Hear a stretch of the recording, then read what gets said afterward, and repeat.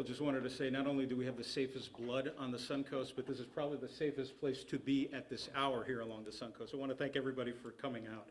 Good morning, I'm Steve Mullove. I'm the Director of Community Relations with the SunCoast Blood Centers, and I want to thank you for joining us in this press conference.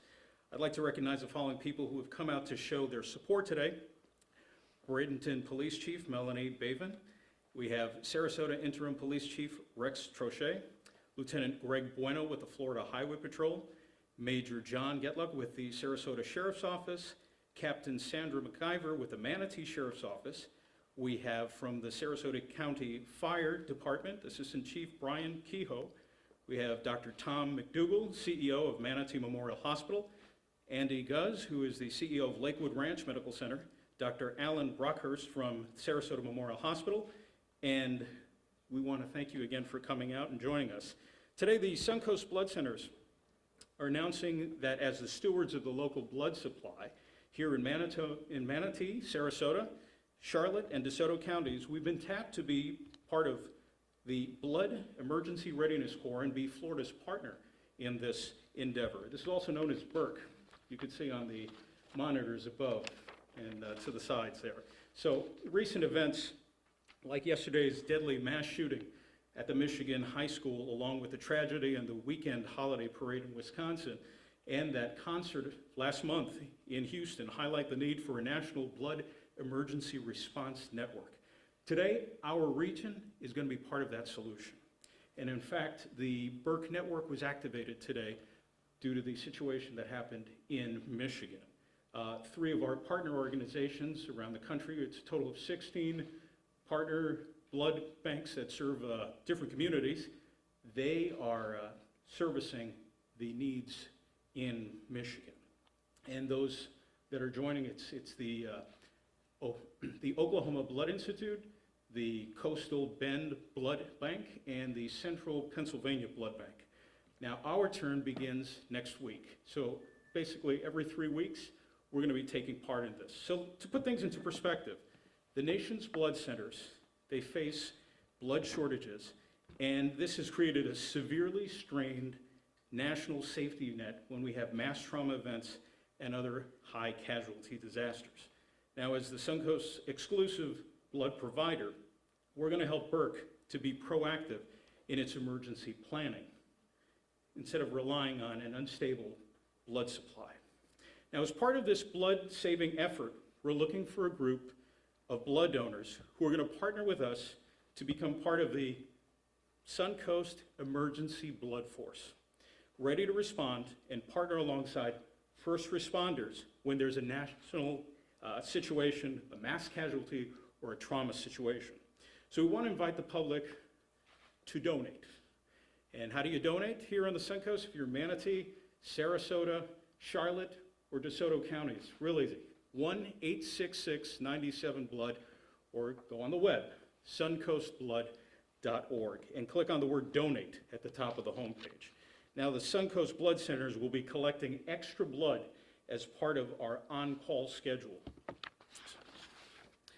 So if we don't have any emergency, what happens to this blood? Well, those blood products, they'll be returned locally to our area, and they will serve the local hospitals and medical centers.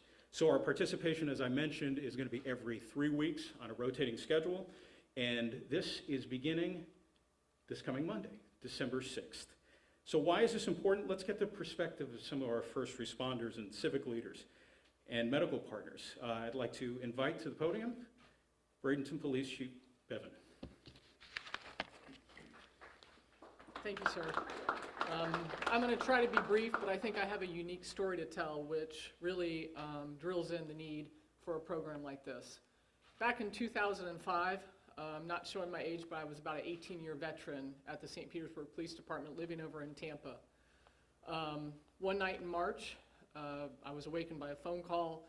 My catty corner neighbor who served with Tampa Police Department, Mike Vigil, and his partner Kevin Howe were shot in line of duty by an SKS rifle, 3 suspects at the time. Both officers were critically injured.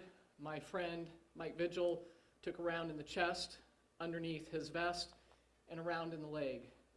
For the first few days, we didn't know whether he would live or die. I distinctly remember as I held vigil at Tampa General Hospital, the doctor coming out and saying that to his knowledge at the time, this is a Trauma 1 hospital, Mike Vigil had received 160 units of blood. We all know that the human body holds about 10 pints. He had received 160 pints at that point. An incredible amount, more than any that he knew of. He was hanging down by a thread. There was a massive blood drive that took place over the weekend. 4,600 people came out to donate, 4,600 people. That right there reiterates the need to build up our supplies during times of crisis. My challenge to everybody today is let's not wait for a crisis, is that during the month of December, let's get 4,600 people out here to donate blood, much like they did back in 2005 when the community came together. I'm happy to say that Mike Vigil went on, never became a police officer again, but went on to lead a successful life, and in fact, he is the godfather of my children. And so that blood, those blood products, saved their lives that night. This is an incredible program. I fully support it. By the grace of God, hopefully those will be the only ones that I personally know of who have to, undergo something like that. So thank you for this program. Thank you to you all.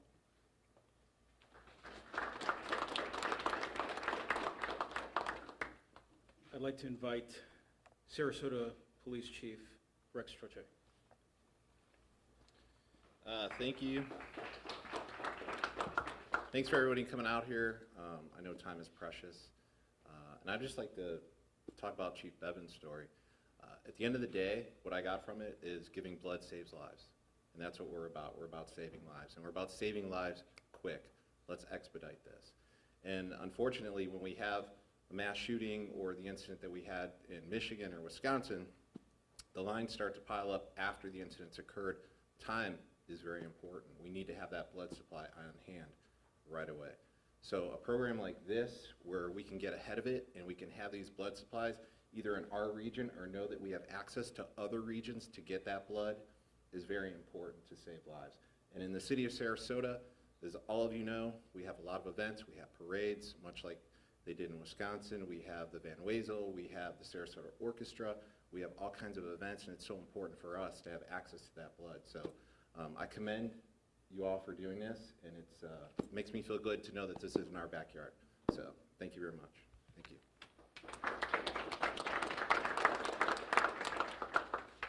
I'd like to invite Dr. Alan Brockhurst. He's with Sarasota Memorial, and he oversees the trauma unit there.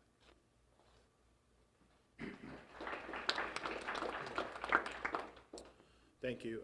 As he said, I'm the Trauma Medical Director at Sarasota Memorial Hospital, one of the region's trauma centers. We're in the business, again, of saving lives, so as others have said, the blood products are vitally important to our mission with that goal. We've been partnered with SunCoast Blood Bank since I've been here in Sarasota, starting in 2015 when we developed the trauma center. They've never let us down. They've always been able to support our needs in order to save people's lives. And the announcement today kind of gives me, hope and confidence that in the event of a mass casualty, if it were to happen, we would have the resources that we need to get done what we have to do to save lives. So I appreciate them inviting me here today, and congratulations.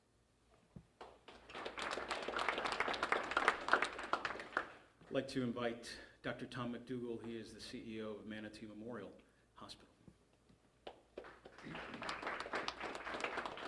Thank you. I appreciate you including us in today's event. On behalf of all of the leadership at Manatee Memorial, we have over 2,000 employees, 500 physicians on our staff, and the blood supply is of critical importance to us, and we're very appreciative of SunCoast and what they do. Just to give you a little bit in terms of the statistical impact, we all are aware of the pandemic we've dealt with over the last couple of years, but healthcare has continued on. Manatee Memorial's cared for over 250,000 patients over the last year, including 2,500 of those patients that had some amount of transfusion, and SunCoast was instrumental in assisting us with that. It gives all of our team and our physicians great confidence when we have our very busy structural heart program that's nationally ranked, and we know that over the last 2 years we've had no issues with blood supply. So I'm very appreciative of everything that SunCoast does and all the healthcare providers in the community. Thank you.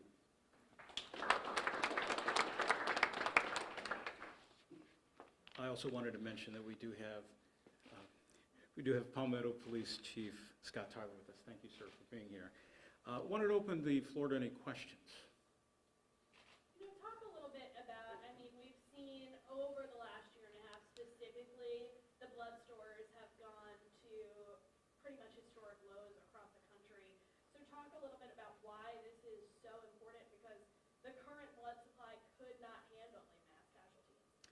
For that question, I'm going to pass it on to my colleague and our boss, John Hall, who is the Chief Operating Officer for the SunCoast Blood Centers. Okay, so thank you, everybody. Thank you for your support. It's wonderful, and the community as well. So over the last year and a half with COVID, times have changed. Things have got even more difficult for the blood supply.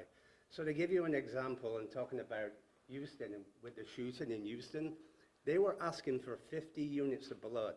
They called 15 to 20 blood centers. How many did they get? 37. That's all they got. The Pulse shooting here in Florida required 481 units of blood.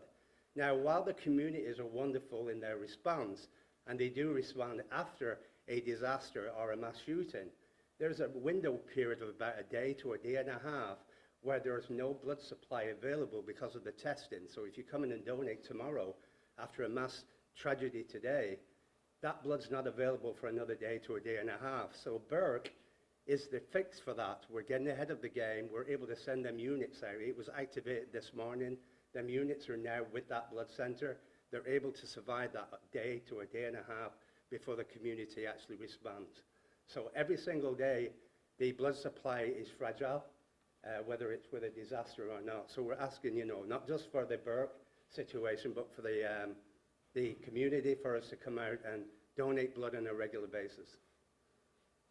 Can you explain how it works? Shipping blood, or what is the mechanics of it? The mechanics are a phone call comes from the local blood center. So last night at 9 o'clock, I actually emailed the CEO of ACTS, which is the alliance group that we're part of, and I asked, have we activated BERC at 9 o'clock last night? The reply came back, no, we have not activated BERC. So the blood center was coping with the actual blood supply that they were using. This morning, prior to 9 o'clock, they called for help. So again, as I explained, as all of the blood is leaving that blood center to the hospitals, it's dwindling down. They're trying to get the press releases, and they're trying to send their e-blasts to their donor base so that they can come in and donate today. It's too late. It's too late for them units to be available. They're not going to be available for another day and a half. So the 3 blood centers that were on call were activated. They were shipping their blood by air and all of that to this local blood center in Michigan.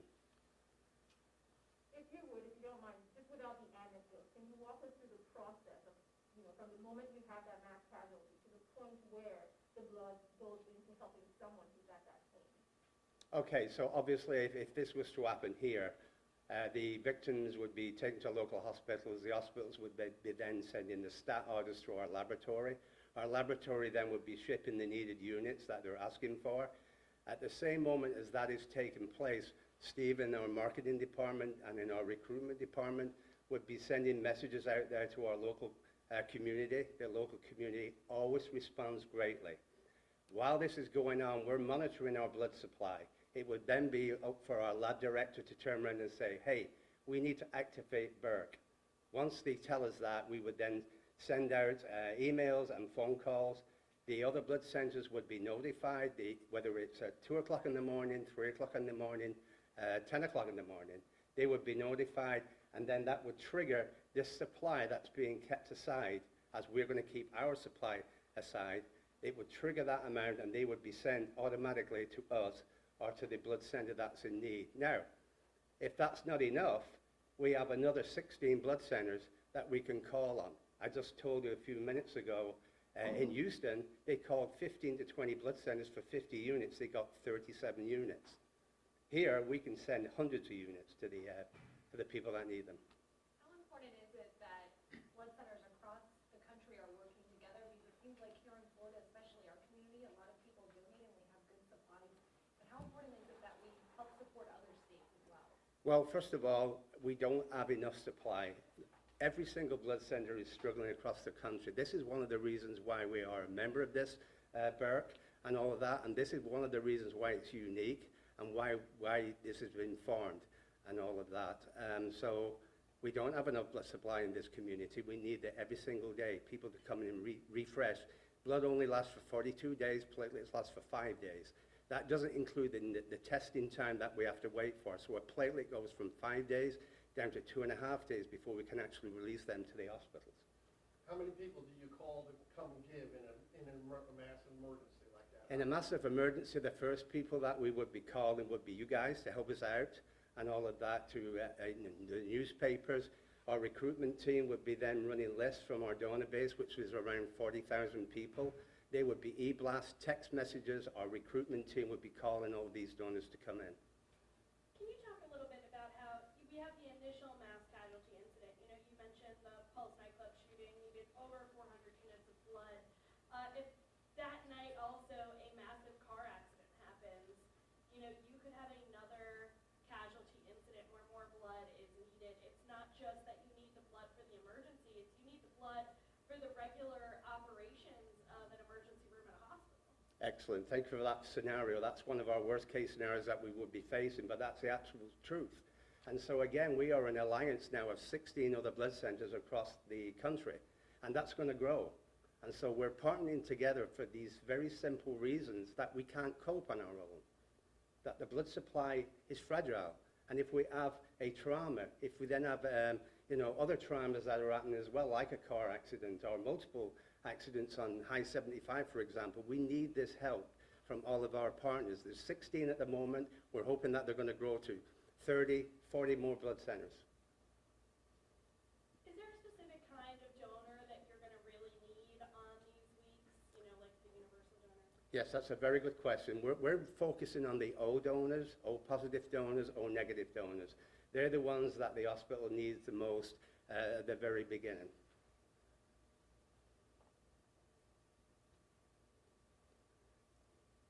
I'm going to be released now. Thank you. All right. If there are no more questions, I want to thank you all for coming.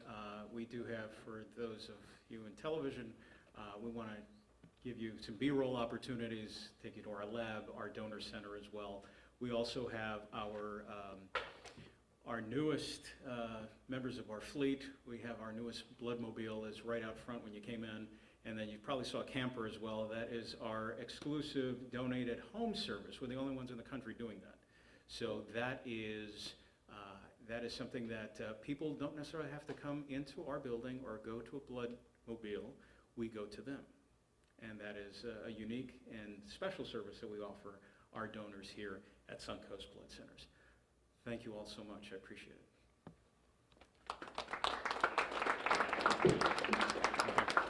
So let me just say one quick thing. So we're going to have some tours. John and Rob Harper, who's our VP of